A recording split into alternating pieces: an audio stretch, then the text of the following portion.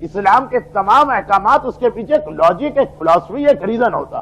اسلام کیا چاہتا کہ جیسے ہی بچہ دنیا میں آئے اس کے والدین کے دل میں پہلا خیال یہ آ جائے کہ ہمارا بچہ کچھ اور بنے کہ نہ بنے، نمازی ضرور بنے. دیکھیے اذان دی جا رہی، بچے کے کان میں اذان دی جا رہی، جس کا کان ابھی آواز کو سمجھے گا نہیں. بچہ اگر نماز کے لیے جانا چاہے تو چل نہیں سکتا ایک دن کا بچہ، مگر نہیں، اسلام بچے کے والدین کو ایک میسج دے رہا کہ حیا علی الصلاح. ہم بچے کے کان میں کہہ رہے ہیں حیا علی الصلاح. اسلام نے نماز کی فلسفی بھی یہی بتا دی. ویسے تو نماز کل کا ٹاپک ہے، لیکن دو جملے کہ نمازی بناؤ. اب ہم نے کہا نمازی بنا کے کیا ملے گا؟ اکاؤنٹنسی پڑھاؤ، ڈاکٹر بناؤ، انجینئر بناؤ، کسی ایسی جگہ لے جاؤ.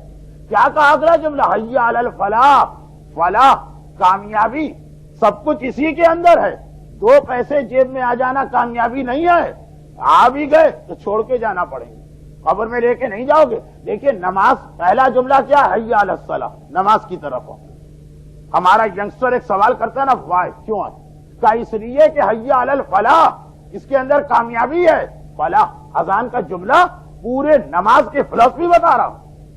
ہم نے کہا اچھا کامیابی ہے تو کامیابی تو اور چیزوں میں مل جاتی ہے، کوئی اور کام کیوں نہ کر لے. کہا یا حیا علی خیر العمل. یاد رکھو جتنے عمل اسلام نے بتائے ان میں بیسٹ نماز ہے. خیر العمل گڈ نہیں، بیسٹ، سب سے بہترین عمل یہ. والدین سے کہا کہ اولاد کو پہلا میسج بننا ہے کہ نہیں بننا، انجینئر بننا ہے کہ نہیں بننا، چارٹرڈ اکاؤنٹنٹ بننا ہے کہ نہیں بننا. ایک بات یاد رکھو، تمہیں نمازی ضرور بننا.